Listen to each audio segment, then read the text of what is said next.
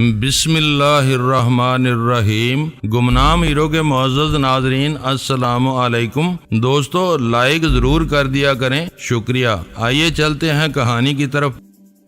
Major نے سر ذرا سا اوپر کر کے دیکھا اور سر فوراً نیچے کر لیا۔ اس کے ساتھ ہی اس نے خنجر نکال لیا۔ ہمارے سامنے بہت بڑا چٹان نما پتھر تھا جس نے ہمیں چھپا رکھا تھا۔ میں نے اس کے ایک پہلو سے ایک آنکھ آگے کر کے دیکھا۔ ایک پٹھان ہماری طرف پیٹھ کیے اس بڑے پتھر کے ساتھ لگا کھڑا تھا۔ میں نے میجر کی طرف دیکھا، وہ اپنے ہاتھ میں خنجر کو تول رہا تھا۔ ہم اس پٹھان کو پیچھے سے خنجر کا وار کر کے مار سکتے تھے، لیکن میں نے میجر ویسٹ میں کاٹ کے اس ہاتھ پر اپنا ہاتھ رکھ دیا جس میں اس نے خنجر تھام رکھا تھا۔ اس نے مجھے غسیلی نظروں سے دیکھا۔ میں نے رائفل اپنے دونوں ہاتھوں میں مضبوطی سے پکڑ لی۔ میں چٹان کے پیچھے سے نکل کر بجلی کی تیزی سے باہر نکلا۔ میں نے پہلے دیکھ لیا تھا کہ یہ پٹھان جسے میں ابھی پہچان نہیں سکا تھا اکیلا ہے۔ ہماری طرف اس کی پیٹھ تھی۔ میں نے رائفل کی نالی اس کے پہلو پر رکھ دی اور کہا، خان بھائی رائفل پھینک دو۔ اس کے ساتھ ہی میجر ویسٹ میں کاٹ چٹان کے اوپر سے کود کر پٹھان کے پیچھے آ کھڑا ہوا اور اس نے خنجر کی نوک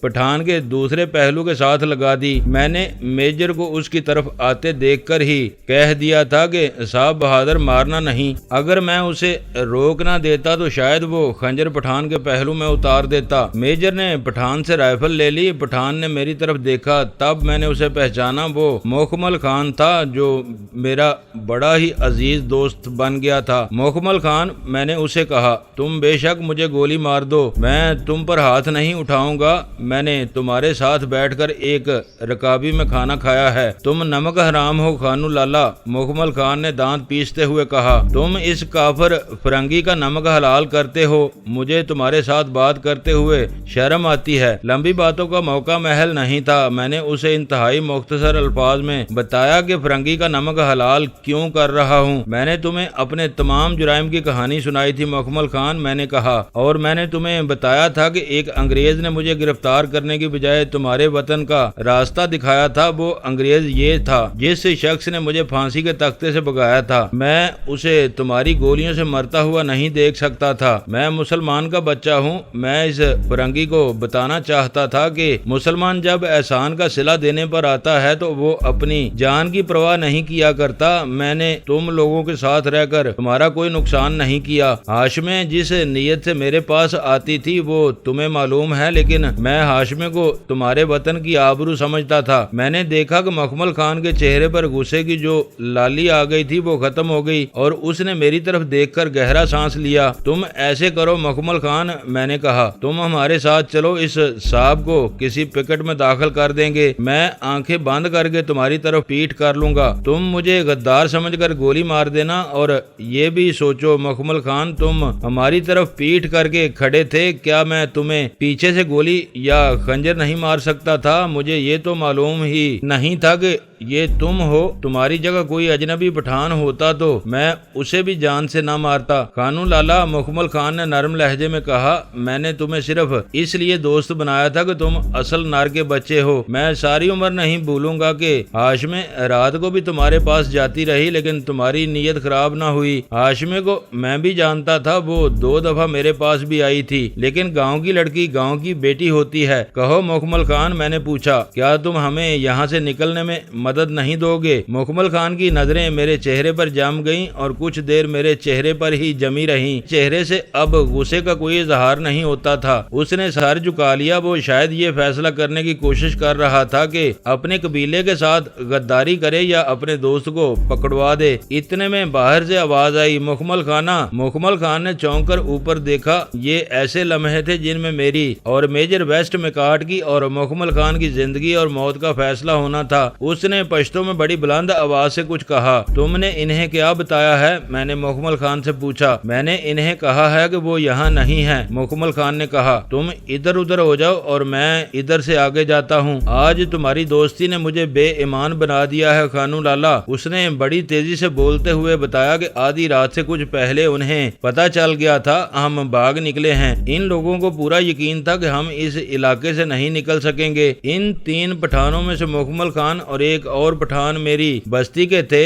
وہ اس بستی میں جا پہنچے جہاں یہ 2 کتے تھے۔ وہاں سے کتوں کا مالک ان کے ساتھ چل پڑا۔ مکمل خان نے مجھے ایک پکٹ کا راستہ سمجھا دیا اور بتایا کہ یہ پکٹ سب سے قریب ہے۔ اگر تم اس بڑی پکٹ تک پہنچنا چاہتے ہو جس کے نیچے سے اس فرنگی کو پکڑا گیا تھا تو وہ بہت دور ہے۔ مکمل خان نے کہا پہلے میں یہاں سے نکلوں گا، میرے اشارے پر تم اس طرف چل پڑنا جدھر میں کہوں گا۔ مکمل خانہ میں نے اسے گلے لگا لیا اور کہا میں اس فرنگی کو پکٹ تک پہنچا کر واپس آ جاؤں گا اور ساری عمر تمہارے ساتھ گزاروں گا۔ نا خانو لالا، مکمل خان نے کہا اگر تمہیں واپس آنا ہے تو بہتر ہے کہ میں خود تمہیں گولی مار دوں۔ تم واپس آئے تو بستی کے بزرگ تمہیں دیکھتے ہی گولی مار دیں گے۔ مکمل خان کی باتیں جذباتی ہوتی جا رہی تھیں، وہ دوستی کا حق ادا کر رہا تھا اور اس نے دوستی کا حق ادا کر دیا۔ وہ ہمیں راستہ سمجھا کر ہمارے راستے سے ہٹ گیا تھا اور اس نے اپنے ساتھیوں کو بھی ہمارے راستے سے دور بھیج دیا تھا۔ ہم اس قدرتی قید خانے سے نکل آئے تھے جو پہاڑوں نے بنا رکھا تھا۔ مکمل خان نے جو راستہ بتایا تھا وہ بہت دشوار تھا، یہ بلندی تھی۔ ہم آگے جا کر پھر پہاڑیوں کے اندر جا رہے تھے، صاف پتہ چلتا تھا کہ ہم اترتے جا رہے ہیں۔ آخر پہاڑیاں کھل گئیں اور ہم کھلے میدان میں آ گئے۔ کچھ اور آگے گئے تو ہمیں دور نیچے ایک خشک نالا نظر آنے لگا، ہمیں اس کے اندر جانا تھا۔ جب بائیں طرف کی پہاڑی ختم ہو گئی تو ہمیں اپنے نیچے چٹانوں کی چوٹیاں نظر آنے لگیں۔ سامنے اونچے پہاڑ تھے اور اس پہاڑ کے ساتھ ساتھ سڑک گزرتی تھی۔ ہمیں اپنی منزل بھی دکھائی دینے لگی، وہ ایک پکی پکٹ تھی جو بڑے پہاڑ کے دامن میں ایک چھوٹی پہاڑی کے چوٹی پر تھی۔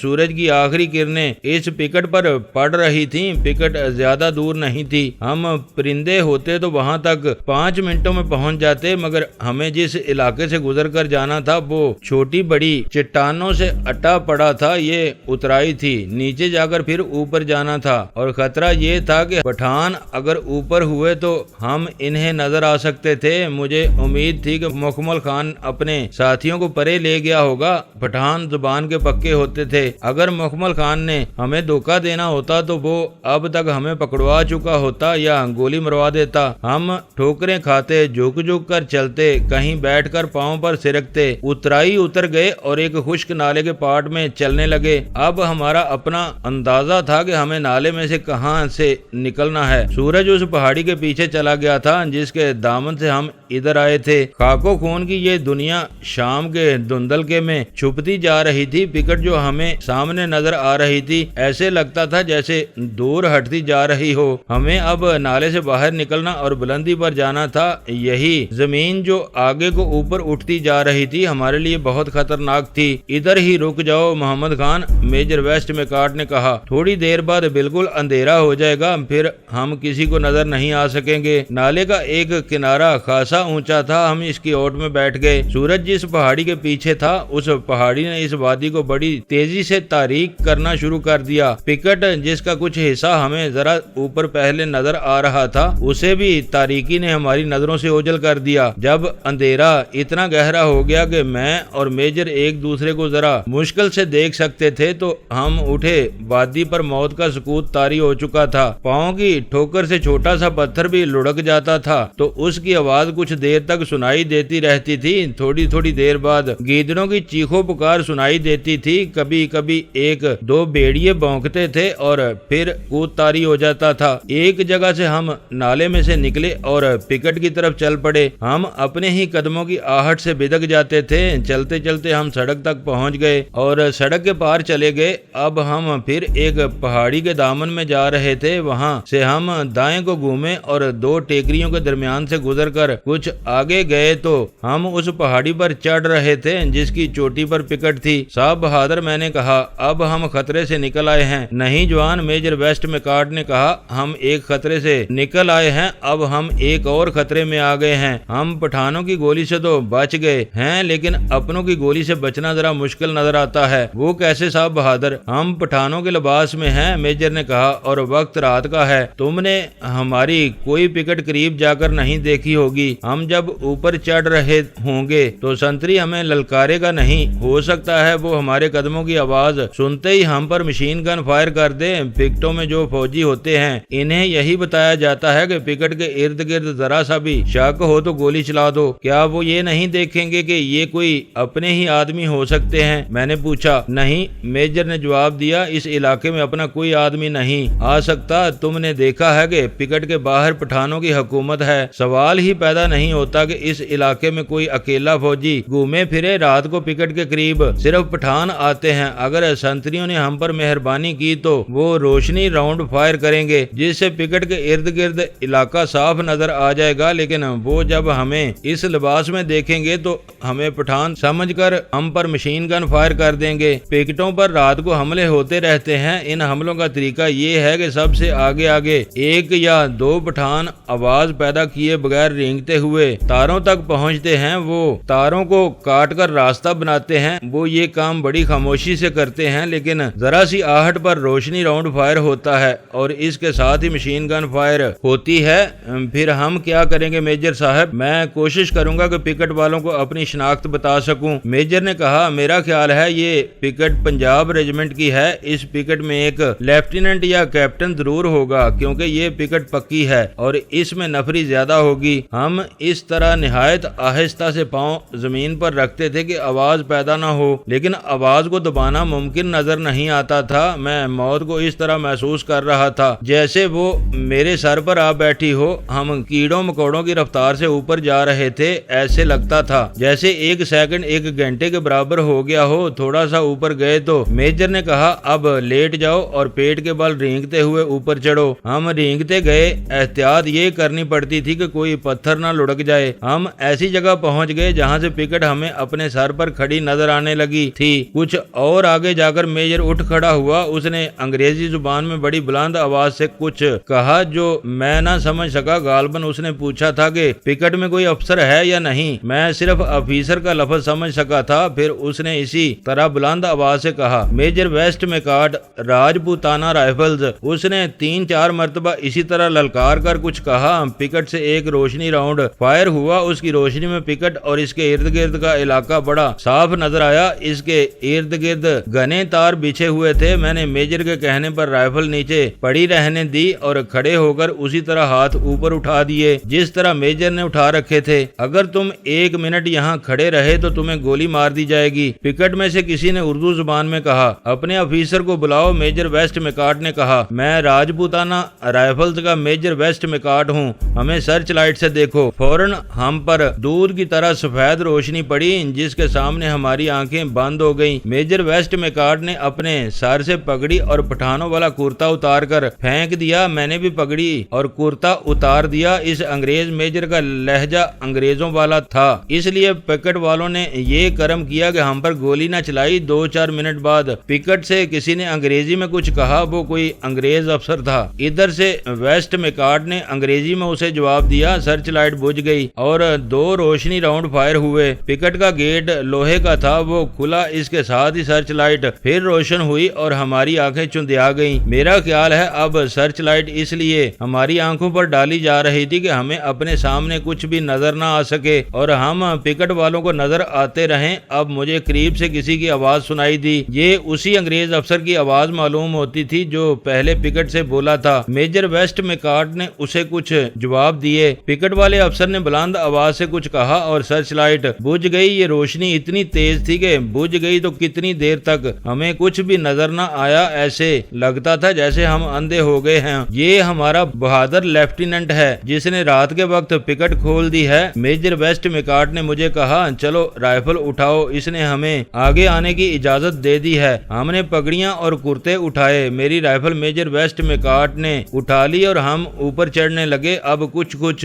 نظر آنے لگا تھا۔ 2 اور روشنی راؤنڈ فائر ہوئے۔ ان کی روشنی میں مجھے ایک نوجوان انگریز خاردار تاروں کے درمیان کھڑا نظر آیا۔ اس کے ساتھ 4 سپاہی تھے۔ اس نے کچھ کہا۔ میجر نے مجھے کہا کہ دوڑ کر ان تک پہنچو۔ ہم دوڑ پڑے۔ تاروں کا یہ ایک پھاٹک سا بنا ہوا تھا جو ذرا سا کھلا اور ہم اندر چلے گئے۔ میجر نے لیفٹیننٹ کو گلے لگا لیا۔ پکٹ کے اندر جا کر میجر ویسٹ میکارڈ نے اپنی زبان میں اس نوجوان انگریز لیفٹیننٹ کو میرے متعلق کچھ بتایا۔ لیفٹیننٹ نے میرے ساتھ ہاتھ ملایا اور کہا، شاباش جوان، یہ صاحب اس سے زیادہ اردو نہیں بول سکتا۔ میجر ویسٹ میکارڈ نے مجھے کہا، میں نے تمہارے بارے میں اسے وہی بات بتائی ہے جو ہم نے آپس میں طے کی تھی، فکر نہ کرو، یہ اور کوئی بات نہیں پوچھی۔ पूछेगा, 1-2 दिन बाद हम यहाँ से चले जाएंगे। मेजर वेस्ट मैकॉर्ड लेफ्टिनेंट के साथ चला गया। पिकेट के अंदर ही लेफ्टिनेंट का छोटा सा एक कमरा बना हुआ था जो दरअसल दूसरी मंजिल थी। मुझे फौजियों के हवाले कर दिया गया। इन्होंने मुझे बताया कि ये नौजवान अंग्रेज लेफ्टिनेंट बहुत बहादुर है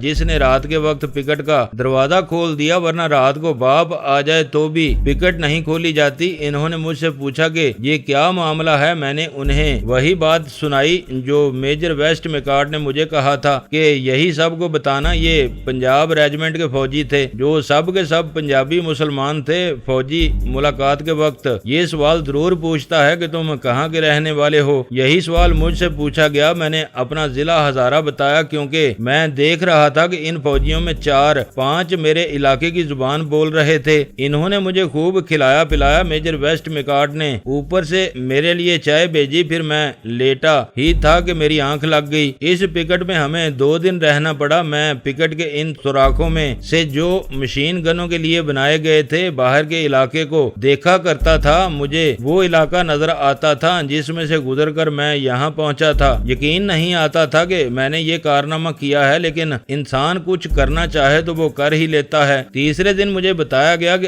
आज सड़क खुली है और मेजर वेस्ट मैकॉर्ड को लेने के लिए एक गाड़ी आएगी। उस रोज मैंने बाहर देखा तो पहाड़ों पर मुझे जगह जगह फौजी नजर आए। ये कानवाय की हिफाजत का इंतजाम था। दिन के 11 बजे के लगभग मेजर ने मुझे कहा कि आओ चलें। मैंने अपनी राइफल उठाई और उसके साथ चल पड़ा। हम पिकेट से निकलकर नीचे उतर आए। अब हमें कोई खतरा नहीं था। हर तरफ फौज फैली हुई थी। पुराने जमाने की एक फौजी गाड़ी पिकेट वाली पहाड़ी के नीचे आ रुकी। एक हिंदुस्तानी सूबेदार गाड़ी से कूद कर उतरा और उसने मेजर वेस्ट मैकॉर्ड को सैल्यूट किया। इस गाड़ी ने हमें बन्नू पहुंचा दिया। मेजर वेस्ट मैकॉर्ड मुझे अपने बंगले में ले गया जहां वो अकेला रहता था। उसने मुझे अपने अर्दली और एक नौकर के हवाले किया और खुद अपने दफ्तर चला गया। उसने अर्दली से कहा था कि मुझे नहलाए और खाना खिलाए। अर्दली हिंदू और नौकर मुसलमान था। इन्होंने मुझे बताया कि मेजर साहब की वापसी की इन्हें कोई उम्मीद नहीं थी। मैंने जब इन्हें बताया कि उनके मेजर को मैं फरार करा के लाया हूँ तो वो मुझे यूं आंखें फाड़ कर देखने लगे जैसे मुझे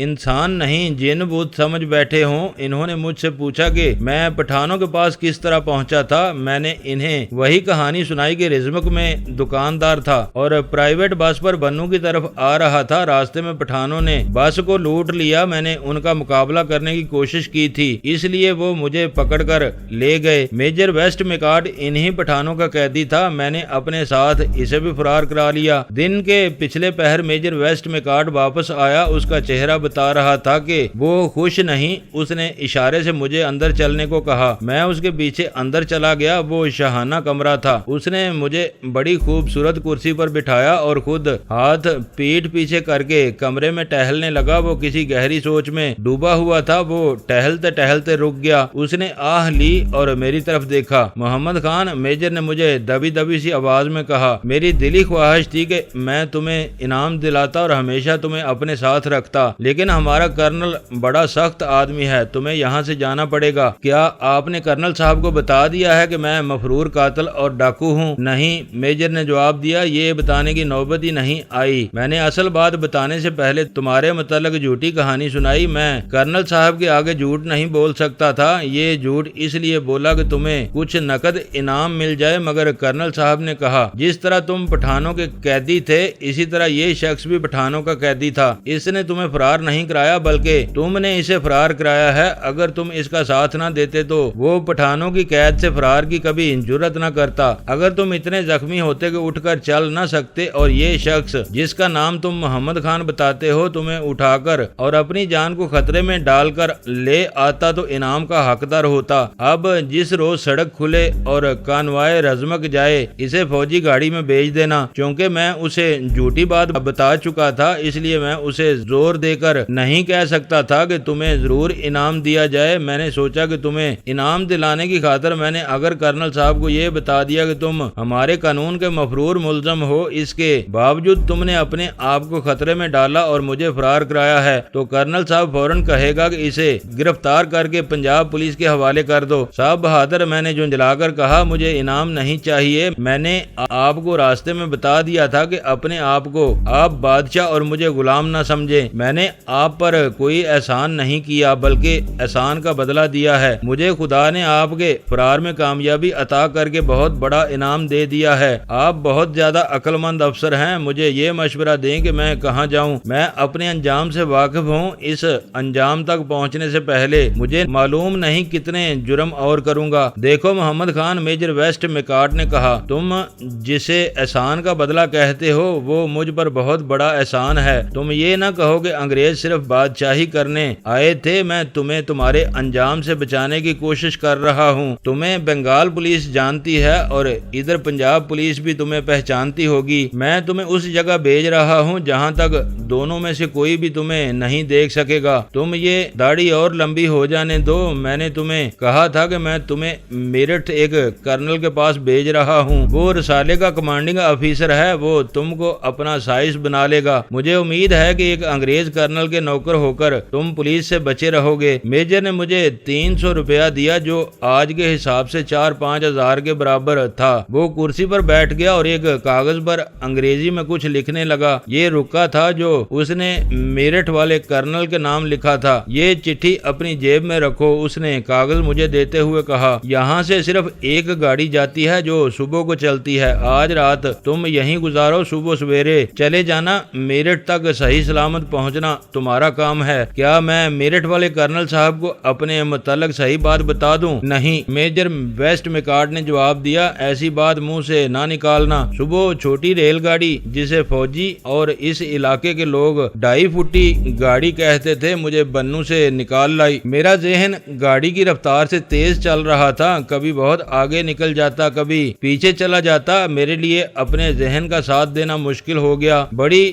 مشکل سے ذہن کو بھٹکنے سے روکا اور میں سوچنے لگا کہ خدا میرے ساتھ مذاق کر رہا ہے یا میں خدا کے ساتھ مذاق کر رہا ہوں۔ یہ تو میں نے صاف طور پر محسوس کر لیا تھا کہ میں اندر سے 2 حصوں میں کٹ گیا ہوں۔ میں پٹھانوں کو مجاہد سمجھ کر ان کے کندھے سے کندھا ملا کر انگریزوں کے خلاف لڑا اور میں نے انہی مجاہدوں کو دھوکہ دیا اور ایک انگریز کو ان کے ہاتھوں سے چھین لایا۔ سیانے کہتے ہیں کہ اپنے آپ کو پہچان لو تو خدا کو بھی پہچان لو گے۔ میں اپنے آپ کو نہ پہچان سکا، میں خدا کو کیسے پہچانتا؟ میں اپنے آپ کے لیے اجنبی تھا۔ گاڑی میں 2 مسافروں نے باری باری مجھ سے پوچھا تھا، آپ کون ہیں، کہاں جا رہے ہیں آپ؟ میرے پاس ان دونوں سوالوں کا جواب نہیں تھا۔ انہیں خوش کرنے کے لیے میں مسکرا دیا تھا۔ جب تیسرے مسافر نے مجھ سے پوچھا کہ آپ کہاں جا رہے ہیں تو میں نے ہنس کر کہا تھا کہ جہاں تک گاڑی لے جائے گی۔ میں دراصل کہنا یہ چاہتا تھا کہ مجھے وہاں تک جانا ہے جہاں زندگی کی گاڑی رک جائے گی۔ یہ گاڑی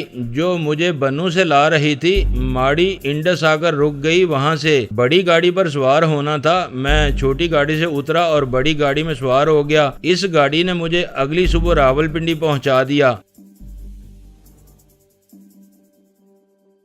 دوستو ویڈیو کو لائک ضرور کر دیا کریں۔ ISI پاک آرمی زندہ باد، پاکستان پائندہ باد۔ معزز ناظرین، اپنا خیال رکھیے گا اور اپنے اس چینل کا بھی شکریہ۔